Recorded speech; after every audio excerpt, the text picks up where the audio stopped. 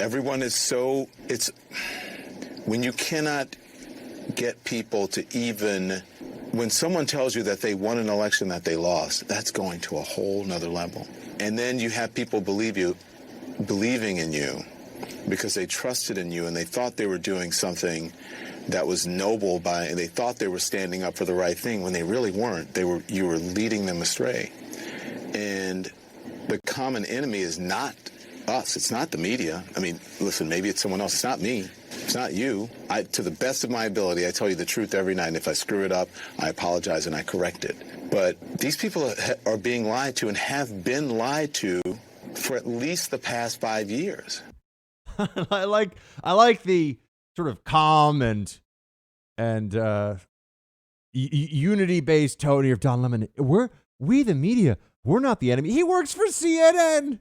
He's an anchor at CNN. The Commie News Network. I mean, the way that place transformed itself into an institution of pure anti-Trump propaganda over the last 4 years, that they should future generations should study this. It's actually remarkable. I mean, it's awful and it's wrong, but it's also pretty fascinating. They suppressed the Hunter Biden story. We have the tape, right, of from James O'Keefe and Project Veritas, which, we always have these tapes that come out. I keep telling us, yeah, CNN's super liberal and they lie to all of us. I mean, I understand that it is maybe amusing to hear them in the lies, but we're not learning anything new with this. Just putting that out there. Yeah, I can tell you, as I've said, what they're saying on the CNN editorial calls. I know what they're saying on the CNN editorial calls. Having worked there, I understand the mindset. But yeah, they actively suppressed the Hunter Biden story. That's what they did. And now they want us to believe that they're on our side. They're just there for truth, man. Yeah, they're just telling us the truth. But you know that this is all what we should expect, I suppose. And then there's Steve Schmidt. I got a question for you. Why is it that the people who are like all helping Democrats, are they Democrats now that are never Trumpers? Or, here you go, the dumbest political analyst on television at MSNBC, Steve Schmidt.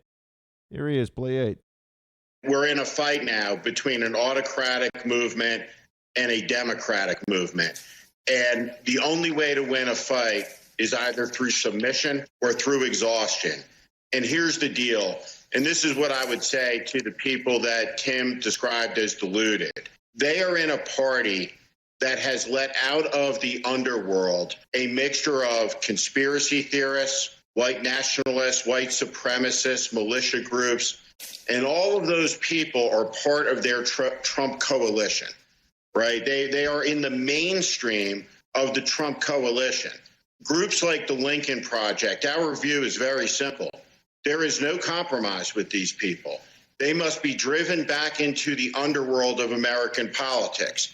They have no place at the table, and that any political party that wishes to associate with them has to become so toxic that they have no chance of winning elections. So basically, I'm a Democrat. Well, the 95% of the Republican Party, 97% of the Republican Party, might even be more like 99 now, that supports Donald Trump. So they don't have a voice. They don't have a voice at the table. But Steve Schmidt does, as long as he's taking money from left-wing billionaires to pretend to be a conservative who makes anti-Trump ads. These people are ideological mercenaries. And you're going to see them. They're now going to be maneuvering. What is their role here in a possible post-Trump era? What are they going to be adding to all this? Well, they're Democrats. So I think their role should be that they get to go around and tell people the truth finally. They're actually Democrats now. I think Joe Scarborough does that. Or if he doesn't, it's laughable. He should. All right, these people have switched parties over Donald Trump. So when they used to talk about protecting unborn babies, for example, that was just all for show. They don't really believe that. Now they're Democrats. When they talked about the rule of law and supporting police and secure borders, and I don't mean they've done that recently. I'm talking about, go back 10 or 15 years with some of these guys. When they were, Romney, McCain Republicans, when they would say those things, they didn't actually mean it. It didn't matter to them. It was just the thing they had to say that was of the greatest benefit to them at that moment in time. A lot of this going on. And just remember, we should not allow them to pretend that they weren't working for Democrats in this last election. They absolutely were. So they've gotten, in a way, they may have gotten what they want here. And I hope that this lawsuit out of Texas will get some traction. It's unlikely, folks. We are now at December 10th. The electoral college certification by the states happens on Monday.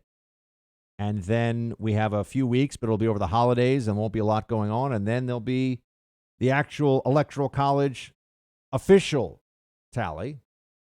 And, or rather, I'm sorry, the Congress will certify the official tally.